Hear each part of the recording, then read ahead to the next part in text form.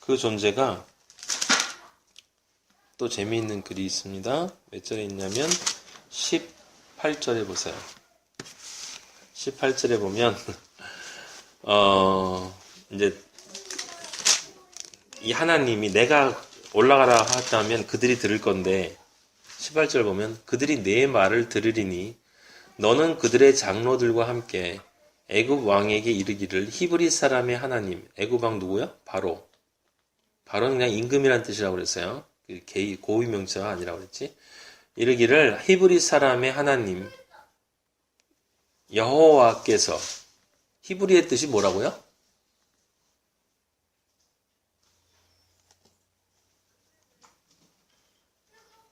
네? 그 반야심경, 석가의 반야심경 보면 그 맨 마지막에 그 아제 바라아제 바라승아제 아제 바라승 모지사바하 그런 뜻이 있어요. 그게 뭐냐면 넘어가자 저 반대쪽으로 넘어가자. 이쪽은 고의 세계니까 고가 아닌 열반의 세계. 근데 거긴 뭔지 몰라 석가가. 이쪽이 고라는 것만 아니까. 그래서 저쪽은 몰라. 근데 거기는 고가 없는 곳이야. 그게 안 태어나는 곳이다. 넘어가자. 어디로 넘어가야 돼요? 천국으로 넘어가야 되지. 히브리라는 말이 넘어간다는 뜻이란 말이에요. 예? 예. 그러니까 그리스도인들이에요. 우리는 이 땅에서 하나님의 나라로 넘어간 사람들, 히브리 사람들이라는 이야기는 그러니까 그리스도인이라는 뜻이나 같은 말이에요. 다른 말이 아니야. 근데 히브리 이 사람의 하나님 여호와께서 우리에게 임하셨은즉 이제 모세한테 얘기하는 거예요. 우리 하나님 여호와께 뭐 하려고요? 제사를 드리려 하오니. 근데 뭐라고 그러셨어요, 하나님이? 사흘 길쯤? 나흘도 아니고 사흘 길쯤 광야로 가도록 허락하소서 하라. 내가 아노니 강한 손으로 치기 전에는 애굽 왕이 너희가 가도록 허락하지 아니하다가 이렇게 한 다음에 너희를 보내리라. 근데 여러분 이거 읽을 때 이상한 거 못 느꼈어요? 하나님이 모세에게 뭐라 그러냐면 가서 바로에게 이야기해. 우리가 하나님께 제사를 드리려고 해요. 그러니까 사흘 길쯤 광야로 가게 허락해 달라고. 그러니까 사흘 길만. 그럼 사흘 길 뒤에는 다시 오겠다는 얘기지. 그런 뉘앙스잖아요. 사흘 길쯤 광야로 가서 거기서 제사를 드리려고 하니까 근데 부분이 가는 게 아니고 우리가 다 가서 사흘 길쯤 떨어진 광야로 가서 하나님께 제사를 드리려고 한다. 그러니까 우리를 허락해 달라. 근데 실제 이스라엘 민족이 사흘 길 갔어요? 광야로? 얼마 길 갔어요? 40년 갔어요. 40년. 그럼 하나님이 지금 뭐 하신 거예요? 하나님 뭐 하신 거야? 거짓말 하셨잖아. 거짓말. 예? 하나님이 가서 하나님이 모세한테 지금 그러시는 거잖아. 가서 바로에게 거짓말해. 걔가 말을 안 들을 거야. 그러니까 완전히 떠나겠다 그러면 말을 안 듣겠지. 그러니까 사흘 길만 가겠다고 해라이. 그래도 말을 안 듣겠지만 내가 재앙을 내리면 그러면 말을 들을 거야. 저는 이게 이해가 안 됐었거든요. 어디 봐도 안 나와 있고. 그래서 아버지한테 기도를 했는데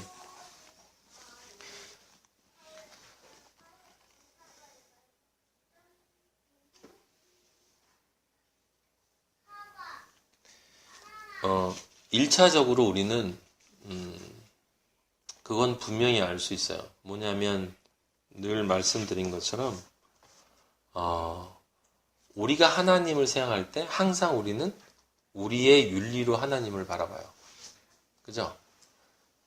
하나님이 시편 1편에서 악인이다, 의인이다, 선이다, 악이다 이야기할 때 하나님의 선과 하나님의 악은 하나님의 창조 역사로 이어지는 그것이 하나님의 선이고 그것과 이어지지 않는 게 하나님의 보시는 악이에요. 그죠? 근데 그 하나님의 창조를 막는 게 뭡니까? 악이야. 그래서 하나님은 때로는 아까 우리가 저번에 창세기에서 봤듯이 유다하고 이 시아버지가 며느리하고 간음하는 것도 그냥 놔두고, 그리고 아브라함하고 이삭에게서 봤죠. 뭐요? 아내를 누이 동생이라고 거짓말하는 것도 오히려 아버지가 아무 말씀도 안 하시고 그 사람으로 하여금 그 거짓말 때문에 당한 왕을 아비멜렉을 축복하라고 하나님이 이야기를 하세요. 거기서 알 수 있는 게 뭡니까? 선악은 우리 인간의 선악과 하나님의 선악은 다르다라는 게 1차적인 이야기예요.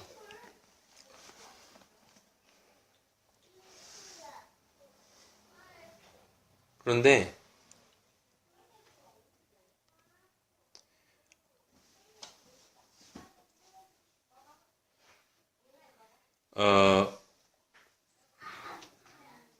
가만히 보면 사흘이라는 것은 며칠입니까? 3일이에요. 3일. 네. 3일. 4일이 아니고 이틀이 아니고 3일이에요. 그래서 아버지가 그런 마음을 주셨어요.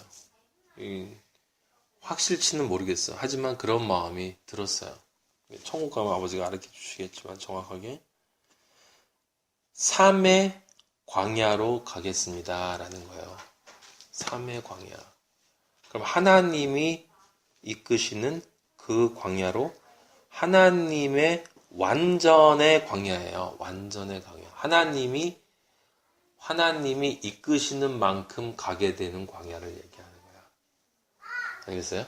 거짓말 하신 게 아니고, 하나님이 거짓말 하신 게 아니고 사람이 이해할 수 없는 말을 하신 거지. 우리 부엘세바라고 하는 게 그 맹세의 우물이라고 그러는데 사실은 그게 7의 우물이라고 그랬죠. 7의 우물. 그 7도 하나님의 숫자란 말이에요. 그래서 7의 우물이라는 건 7개 우물이라는 뜻이 아니고 맹세의 우물이라는 뜻이고, 그건 7의 언약이라는 뜻이란 말이에요. 그러니까 숫자를 가만히 보면 하나님이 사흘기라는 것, 역으로 거꾸로 한번 생각을 해보세요. 그러니까 하나님이 바로에게 나중에 그 10가지 재앙을 내리고 이스라엘 민족을 끌어내고 홍해에서 애굽 군대를 모두 몰살시키는 하나님이 꼼수를 부려서 3일만 간다고 해라. 안 그러면 안 내보내줄 테니까. 그럴 하나님이 아니에요. 그러니까 첫 번째 여러분들에게 말씀드렸던 하나님의 윤리는 세상의 윤리와 다르다는 여기에 적용되는 게 아니고, 지금 이 말은 하나님이 원하시는 만큼, 내가 광야로 이끌 만큼 이 민족을 내가 이끌고 갈 것이다 라고 하는 것이에요. 그걸 사람들이 그렇게 이해하든 못하든 그건 사람들의 문제고, 하나님은 하나님의 말씀을 하신 거예요. 우리가 처음에 선악과를 먹었을 때 그 선악과를 먹으면, 그걸 먹으면 네가 선악과를 먹으면 반드시 죽으리라 그랬잖아요. 반드시 죽으리라. 근데 반드시 죽으리라는 말 속에는 아담이 하나님과 분리된다라는 뜻이 들어가 있지만, 하지만 사탄이 알아듣지 못하도록 하나님의 구원의 역사가 거기 숨어 있잖아요. 비밀로, 신비로. 네가 선악과를 먹으면, 거꾸로 얘기하면 사실은 선악과를 먹어야 너는 죄인이 되고 너의 모든 죄를 용서하기 위해 두 번째 너인 누가 온다고? 예수 그리스도가 와서 죽는다는 얘기거든. 예수님이 와서 내가 예수 그리스도로 아들로 와서 너를 위해 반드시 죽으리라고 하나님이 우리한테 본인이 죽겠다, 아들로 와서 죽겠다라고 하는 그 말씀이란 말이야. 근데 그걸 사탄은 못 알아들었죠. 그죠? 그래서 실제로 하나님 원하신 대로 죽였단 말이에요. 그가 방어하기 위해서. 하나님은 하나님의 말씀을 하세요. 영의 말씀을 하시고 하나님은 그 말씀을 우리에게 주지만, 그것을 우리가 인간적으로 해석을 하고 이해를 하는가, 아니면 하나님의 관점으로 이해를 하는가, 그건 우리에게 달려있는 거예요. 아시겠습니까? 여기 하나님이 말씀하신 사흘길은 그냥 하나님이 꼼수를 부린 게 아니고 하나님의 윤리가 다르기 때문에 정당화될 수 있다. 그런 것도 아니고 그런 유치한 해석이 아니고 하나님이 원하시는 만큼 내가 원하는 만큼 광야로 데려갈 텐데 너는 보내라 라고 강권적으로 말씀하시는 거예요. 네, 그렇게 하셨습니다. 네, 그 다음에 4장에 이제 우리가 오늘 읽었던 4장 본문으로 들어가면 모세에게 능력을 주시다라고 하는 능력을 주신 장면이 나와요. 근데 그 능력을 주시는데 두 가지가 나오죠. 하나는 지팡이고 또 하나는 손이에요. 그래서 지팡이는 저번에 우리가 이야기를 했습니다. 지팡이는 내 손에 들고 있는 지팡이. 이것은 모세가 스스로를 의지하고 스스로 자신의 인생을 살아온 그리고 그것에 의존했던 자신이 의존한 지팡이였고 그것을 땅에 던지니 그 자신이 의존했던 그것이 인간적인 것이 곧 뱀이다. 그러니까 무엇을 이야기하는 것입니까? 모세는 하나님을 만나기 전까지 무엇을 보고 살았다? 선악과를 보고 살았다는 거예요. 선악과를 보고 살았다는 거예요. 하나님의 뜻을 따르는 하나님의 종이 아니었다는 거예요. 그래서 그 지팡이는 자신이 의지했던 그것이 결국은 뱀이었다는 것을 알게 됐다는 거예요. 우리도 마찬가지예요. 그리스도인은 뱀의 지팡이, 하나님의 지팡이처럼 보이지만 사실은 그 안에 뱀의 선악과의 욕망을 가지고 있는 지팡이를 들고 다니면 안 돼요. 아까 우리 찬송 불렀던 것처럼 내가 주인 삼은 누굴 주인 삼았어요? 뱀을 주인 삼았지, 사탄을 주인 삼았지. 그걸 내려놓고 내가 사랑했던 선악과를 내려놓고 그 땅에 던져야 돼요. 땅에 던지라 하시니 뱀이 됐고 그래서 꼬리를 잡으라 라는 건 뭡니까? 하나님의 명령을 따라 이제 하나님의 명령을 따라서 살겠습니다. 그때 뱀이었던 것이 변해서 뭐가 된 거야? 하나님의 지팡이가 됐어요. 하나님의 지팡이. 여기 뱀이라고 하는 것이 예수님이 무엇으로 달렸습니까? 저주의 뱀으로 달리신 거거든, 십자가에. 여러분이 기억을 하셔야 돼요. 저주의 뱀으로 달리신 거예요. 사막에서 들리어졌던 것처럼 놋뱀으로 달렸잖아요. 사막에서 뱀들에게 물리지 않았습니까? 이스라엘 민족이. 그래서 그 놋뱀을 만들어서 매달아 달라고 그랬잖아요. 그 놋뱀이 누구예요? 십자가에 달린 예수 그리스도라고요. 근데 십자가에 달린 예수 그리스도가 또 누군 거예요? 나. 그 놋뱀이 나라고. 다른 이거 지금 옛날 얘기하는 거 아니에요, 여러분. 우리 얘기하는 거예요. 여러분의 인생이 이 뱀이었던 지팡이였다는 거예요. 나중에 그게 드러나면 큰일 나는 건데 하나님이 그걸 드러내 주시고 하나님의 지팡이로 바꾸어 주지 않으셨습니까? 시편 23편처럼. 자, 그래서 그 5절 이하에 나와 있는 손에 대한 이야기도 마찬가지예요. 내가 하는 모든 일이 넣어보니까 손을 품에 넣었다가 내어보니 내 손이 뭐였던 거야? 나병이에요. 나병이 가지고 있는 특징은 이미 우리가 알고 있지 않습니까? 무엇이에요? 고통을 가지고 있고 병이 있고 자신이 죽어가고 있는데 그 고통을 몰라요. 내 영이 썩어 있는데 내 영이 더럽고 추잡한데 그것이 추잡하고 더럽고 고통스러운 걸 몰라. 진짜 죽어 있는 거예요.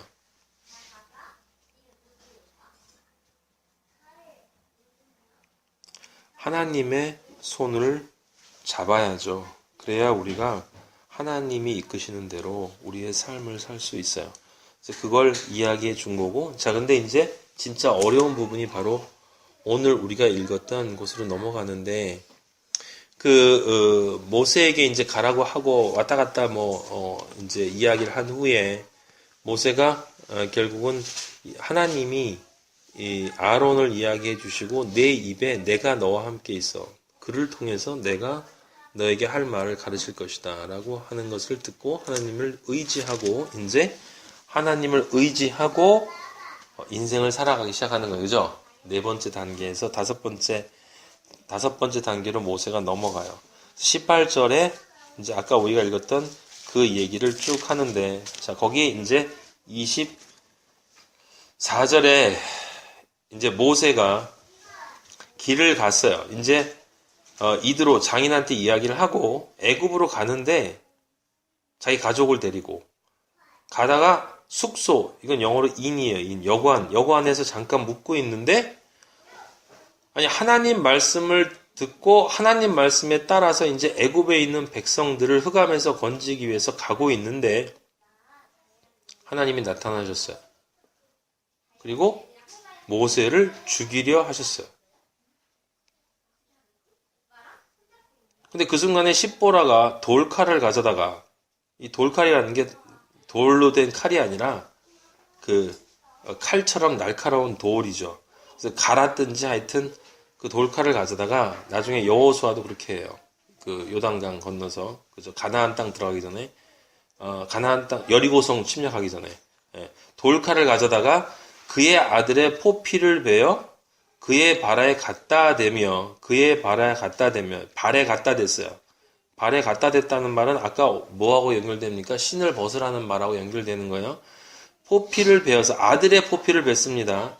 이게 게르솜, 첫 번째 아들 이름이 게르솜인데, 이르되 당신은 참으로 내게 피남편이로다 하니 여호와께서 그를 놓아주시니라.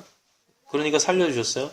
그때 십보라가 피남편이라 함은 할례 때문이었더라. 이게 무슨 말입니까?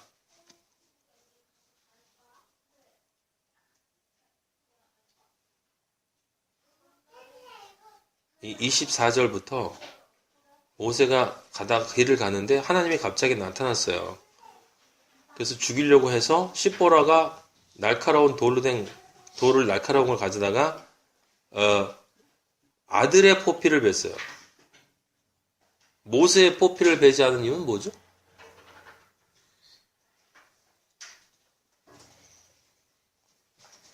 그리고 발에 갖다 댔어. 그리고 내 피남편이라고 얘기하니까 하나님이 놓아주셨대요. 그때 십보라가 피남편이라면 할례 때문이었더라. 이게 누구 할례를 얘기하는 겁니까 지금? 네? 아들? 그렇지, 맞아요. 아들이라고 얘기하는 게 맞죠. 그리고 왜 모세는 아닌 거죠? 모세는 할례를 이미 받았어요. 받은 걸 어떻게 알아? 받은 걸 어떻게 알아요?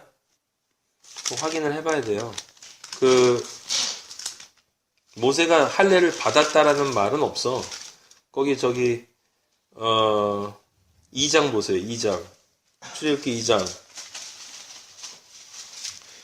레위 가족 중 한 사람이 가서 레위 여자에게 장가들어, 순수한 혈통이에요. 그 여자가 임신하여 아들을 낳으니 그가 잘생긴 것을 보고 얼마 동안? 석 달 동안 그를 숨겼으나, 아브라함에게 창세기 어디더라? 여러분 창세기 한번 찾아보세요. 17장. 이게 이제 조금 전에 나오는 할례랑 결국 연결되는 건데, 제일 먼저 하나님이 할례에 대한 이야기를 하신 부분이에요. 창세기 17장 9절. 17장 9절에 보면, 제가 읽을게요. 하나님이 또 아브라함에게 이르시되 그런즉 너는 내 언약을 지키고 네 후손도 대대로 지키라. 너희 중 남자는 다 할례를 받으라. 이것이 나와 너희와 너희 후손 사이에 지킬 내 언약이니라. 너희는 포피를 베어라. 이것이 나와 너희 사이에 언약의 표징이니라. 표징이래요. 너희의 대대로 모든 남자는 집에서 난 자나 또는 너희 자손이 아니라 이방 사람에게서 돈으로 산 자를 막론하고 난 지 며칠? 8일 만에 할례를 받을 것이라. 그러니까 이스라엘 민족은 무조건 아브라함 이후에는 그 이스라엘 민족이 아니더라도 이스라엘 민족과 함께 있는 모든 사람은 며칠 만에 할례를 받아? 8일 만에. 자, 그러면 다시 출애굽기 2장으로 들어가서 모세가 태어난 후에 몇 달 동안 숨겼어요? 석 달 동안. 그러면 이 할례를 했겠어요, 안 했겠어요? 했죠. 이사야 한 거예요. 한 거죠. 하고 나서 숨겨놓았는데 그 다음에 방주랑 똑같이 역청 바르고, 이것도 여기 갈대 상자 이름이 이게 영어로 아크야, 아크. 방주란 뜻입니다. 그러니까 나무진을 칠하고 거기 담아 나일강가에 두고 이래 나왔는데 바로의 딸이 3절, 5절에 보면 그 다음에 6절에 바로의 딸이 공주가 와서 열고 아기를 보고 아기가 우는 걸 보고 불쌍히 여기 이르되 뭐라고 그랬어요? 이는 히브리 사람이 어떻게 알았지? 고추 보고 한 거야. 할례 보고 한 거예요. 예? 예, 얼굴 보고 한 게 아니고. 예. 이거 나무 상자 보고 안 것도 아니고 실제로는 뭘 보고 한 거예요? 고추를 보고 한 거예요. 2차 대전 때 독일 사람들이 유태인 잡아 죽일 때 남자들 고추 보고 확인했다고. 목욕을 하면 바로 아니까. 할례를 한 자와 포경 수술을 한 자와 하지 않은 자는 분명히 구분이 되니까. 그게 하나님이 주신 언약의 징표이기 때문에 그렇다 이 말이에요. 그러니까 지금 다시 출애굽기 4장으로 돌아가면 모세가 할례를 받지 않았기 때문에 지금 할례 때문이다라는 말이 있는 게 아니에요. 그러면 이 할례 때문이라는 말은 누구 때문이라는 얘기예요? 아들 때문이라는 말이야. 그런데 아들 때문도 아니야. 인터넷에 제가 이거를 말씀을 많이 이게 해석한 걸 봤는데 대부분이 다 그렇게 해석을 해요. 맞아요. 그렇게 볼 수밖에 없어. 왜냐하면 모세는 아니거든. 모세는 아닌데 실제 할례를 누구한테 했어? 아들한테 했거든. 그러면 이렇게 해석이 되죠. 무슨 얘기냐면 지금 모세는 무엇은 일을 하러 가는 거야? 하나님의 거룩한 일을 하러 가. 하나님의 거룩한 일, 그것도 거룩한 일 정도가 아니고 예수를 대변하는 일을 지금 하러 가는데, 그런데 자기 자식을 할례를 안 시켰어. 그건 뭐로 볼 수 있는 거죠? 결함으로 볼 수 있는 거지. 예? 완전하지 못한 거잖아. 그러면 하나님의 일을 하기에 완전하지 못한 상태인 거죠? 그러면 그건 죄라고 볼 수 있는 거고, 그렇기 때문에 하나님이 아들에게 할례를 하지 않았기 때문에 와서 그 아들에 대한 책임을 모세에게 물어서 죽이려고 하신 거고, 그것을 통해서 모세가 완전하게 되도록 만드셨다. 그것이 하나고, 예? 목사님들 해석한 거고. 그 다음에 또 하나는 모세는 히브리 사람이잖아요. 그죠? 아내였던 시포라는 히브리 사람이 아니란 말이에요. 이방 사람이라고. 거기는 할례를 안 하는 민족이야. 이드로나. 그러면 모세가 당연히 그 전에 우리가 아까 뱀 지팡이에서 봤던 것처럼 그가 하나님을 만나기, 떨기나무에서 하나님, 호렙산에서 하나님을 만나기 전에는 세상적 관점에서 살았으니까 누구를 따라간 거예요? 레위인이면서도 이방 여인을 따라간 거지. 자기 아내의 말을 들은 거야. 그럼 뭐가 되는 거야? 가정 간수를 잘 못한 거야. 예? 예. 그렇게 볼 수도 있어. 아내를 잘 다스리지 못한 거야. 모두가 다 뭐예요? 인간적인 해석이에요. 인간적인 해석. 지금 성경에 나와 있는 이 말은 그런 뜻이 아니에요. 하나님이 그게 부족하다.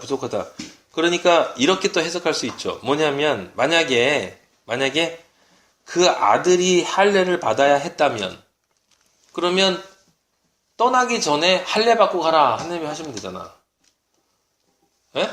그리고 너 왜 아내를 잘 못 다스렸니? 라고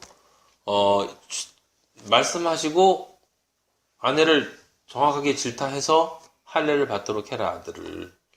그러면 미리 받고 가면 됐잖아. 근데 왜 가다가 말고 여관에 있는데 갑자기 나타나가지고 하나님이 뚱단지 같이 그것도 와가지고 죽이려고 하냐고. 그랬다. 그 아들의 할례도 아닌 것을 어디서 알 수 있냐면, 저는 깜짝 놀랐어요. 여기 4장 20절 한번 보세요.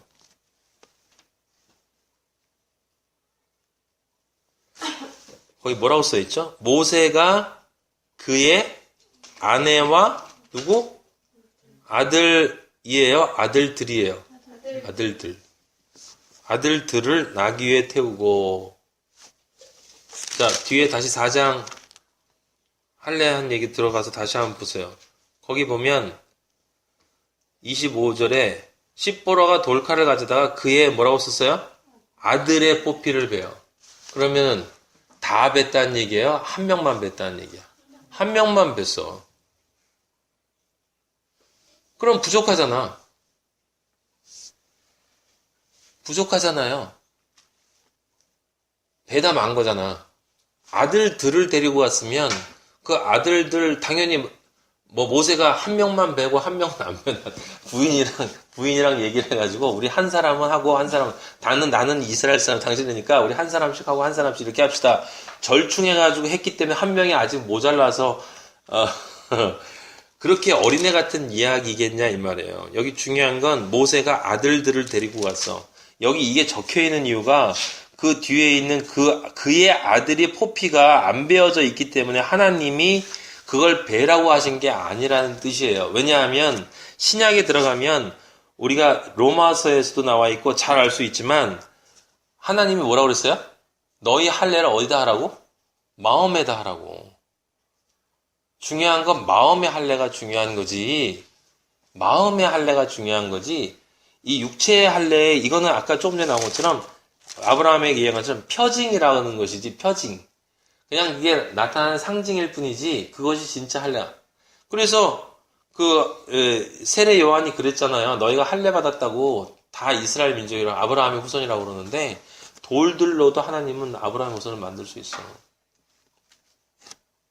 그러니까 그 말이 아니고요. 다시 자 봐요. 24절에 23절을 봐야 돼요.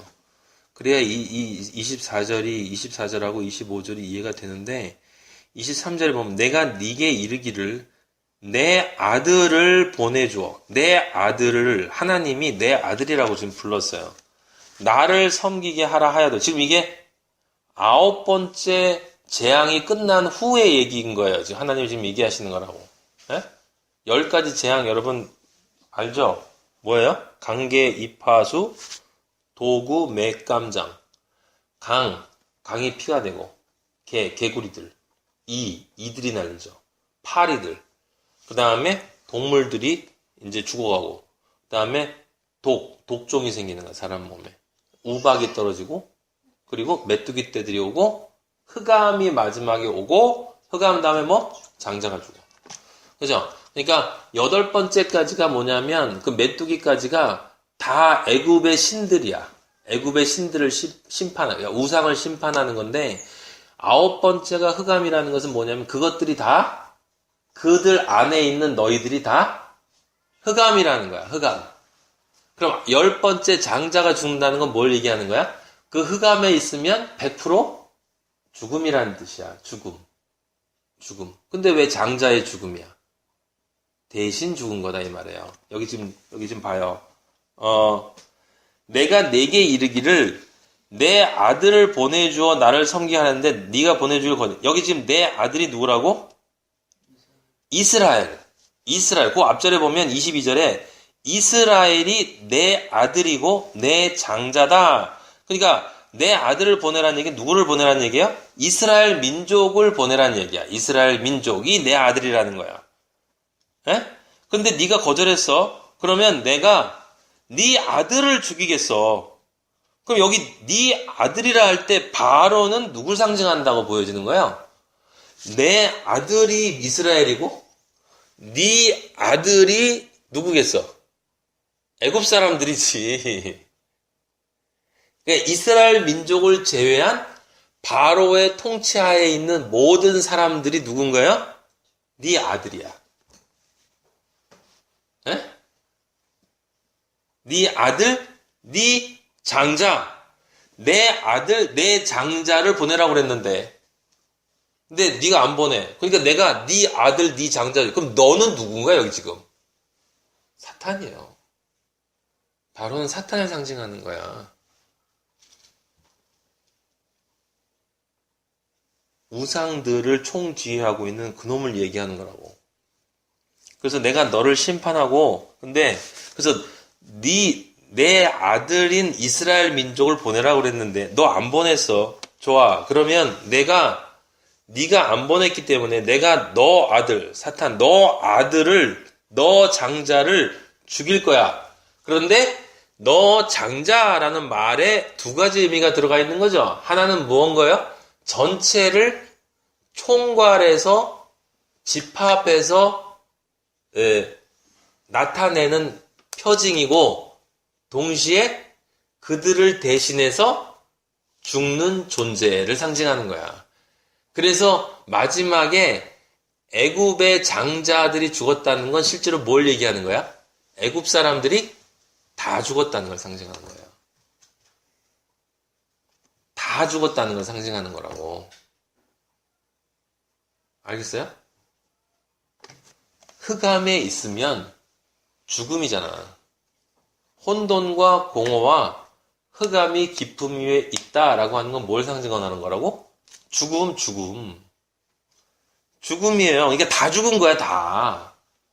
흑암에 있기 때문에 다 죽은, 너희는 다 죽은 존재라는 거야. 이게 다른 말로 뒤집어 얘기하면 하나님이 네가 안 보냈으니까 너를 다 죽일 거야. 그런 얘기가 아니고 얘네들은 빛의 아들인데 너는 흑암이기 때문에 너는 심판으로 다 이미 죽은 존재야. 왜? 신약에서 예수님이 뭐라고 그랬어? 하나님을 믿지 않으면 믿지 않기 때문에 이미 뭐라고? 정죄받은 존재라고 그랬잖아요. 그러니까 이미 죽은 존재라는 거야. 죽은 존재인데 그 죽은 존재라는 것을 상징적으로 드러내주는 심판이 뭐냐면 실제 생물학적인 장자를 죽이는 거란 말이에요. 예? 그러니까 그때 누가 죽은 거냐면 애굽의 모든 민족이 다 죽은 거야. 알겠어요? 그 이야기인 10번째에 그냥 이건 지금 확장시키면 뭐가 되는 거예요? 최후의 심판 얘기를 하는 거야. 하나님을 믿지 않는 그리스도인이 아닌 모든 존재는 이미 그리스도인을 믿지 않기 때문에 다 죽은 존재라는 거야. 죽은 존재. 자, 그런데 모세가 길을 가다가 숙소에, 바로 그 다음에 모세 얘기가 나온 거란 말이에요.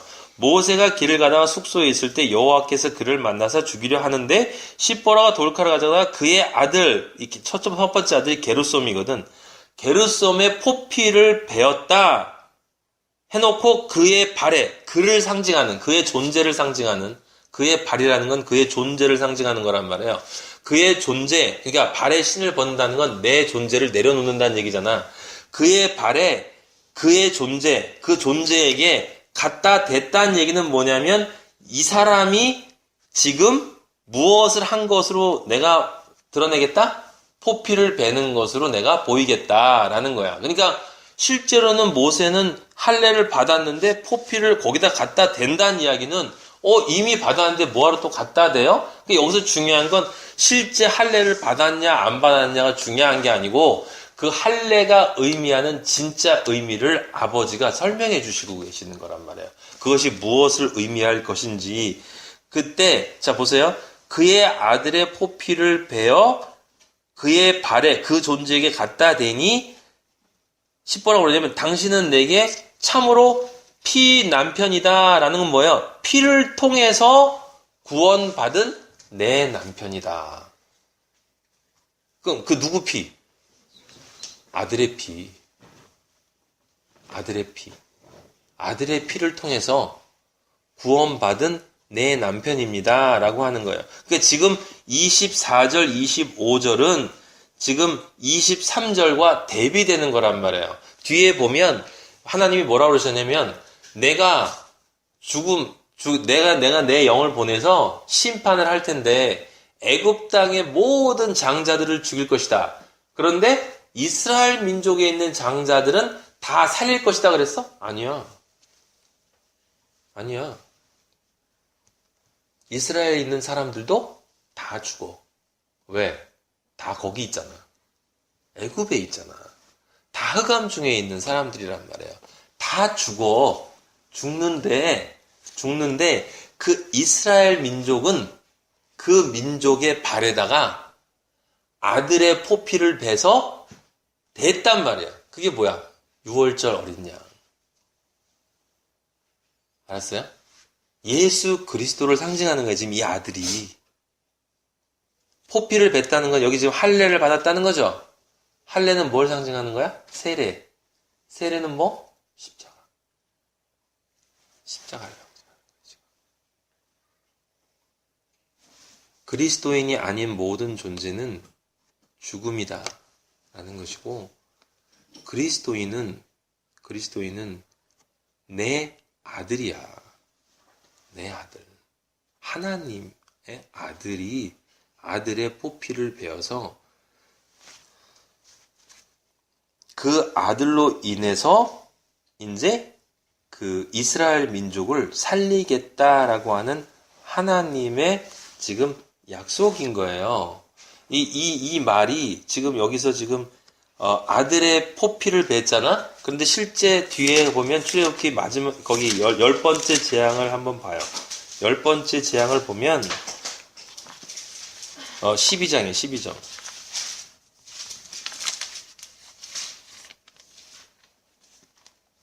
그 11장 6절부터 한번 봅시다. 애굽 온 땅에 전무후무한 큰 부르짖음이 있으리라. 그 위에 있죠. 애굽 땅에 있는 모든 처음 난 것은 왕위에 앉아있는 바로의 장자로부터 맷돌 위에 있는 몸종의 장자와 모든 가축의 처음 난 것까지 죽으리라는 건 그 장자들이 너희들을 상징해서 죽는 거야. 그러니까 다 죽었다는 얘기야. 그러니까 실제로는 지금은 살아있지만 다 죽은 거기 때문에 최후의 심판 때는 다 죽는 거야. 어차피 죽은 거야. 다 죽은 거예요. 예, 근데 이스라엘 자손에게는 절대로 그런 일이 없다. 구별한다. 지금 바로 여기 구별이라는 말이 나왔죠. 구별. 지금 조금 전에 우리가 읽은 게 바로 그 구별을 이야기하는 건데 12장 보면 여호와께서 모세와 아론에게 일러 가라사대 이제 너희들이 새롭게 태어나는 것이니까 이 달을 너희에게 달의 시작으로 해. 해의 첫 달, 1월 달로 하게 만들어. 그래서 너희는 이스라엘 온 회중에게 만들어서 이달 열흘에 양을 잡아. 그래서 어린 양을 이렇게 취하되 그 어린 양에 대해 이제 식구가 적으면 이렇게 잘 조절해가지고 계산해가지고 5절에 보면 너희 어린 양은 흠 없고 1년 된 수컷 누구예요? 예수 그리스도. 하되 양이나 염소 중에서 취하고 이달 열 나흘 날까지 간직하였다가 해질 때에 이스라엘 회중이 그 양을 잡고 바로 이 시간에 이때 예수 그리스도가 십자가에 달리셨단 말이에요. 6월절 같은 날에 6월절 전날에 잡히셨지. 이 다음이 6월절이잖아. 이날 밤이 6월절이란 말이에요. 그래서 그 피를 어디다 발라 그랬어요? 양을 먹을 집 좌우 문설주와 임방 위에 임방 밑에 문설주까지 다 발라라. 지금 이게 뭐예요? 이 아들의 포피를 베서 발에다 갖다 대는 거란 말이에요, 지금. 그러니까 지금 무엇을 얘기하는 거냐면 이때 6월절 이걸 경험하게 되면 모세가 무엇을 깨닫게 되냐면 이것이 그때 하나님이 나에게 나타나셔서 나에게 그것이 없으면 나도 죽을 수밖에 없는 존재라는 것. 예수 그리스도의 피가 없으면 어차피 모든 인간 나도 개나 소나 모든 것들이 다 부패하기 때문에 죽을 수밖에 없는 존재인데 그거에서 하나님이 나를 죽이시려고 했는데 그때 예수 그리스도를 상징하는 그 아들의 포피가 베어져서 내 발에 내 문지방과 인방에 발라졌기 때문에 내가 산 거구나. 그러니까 이 양이 아들을 상징하는 것이구나. 그래서 그 뒤에 이제 이게 어린 양 이사야서 연결돼서 하나님의 어린 양 메시아가 와서 우리를 대신해 세례를 받고 돌아가신다라는 것을 상징하는 것이구나라는 것을 깨닫게 하기 위해서 말씀하죠. 여러분 마가복음 한번 찾아보세요. 마가복음 10장 38절. 마가복음 10장 10장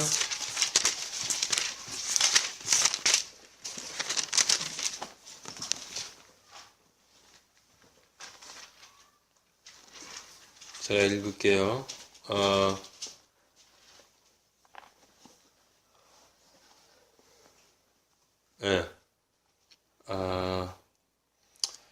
예수께서 이르시되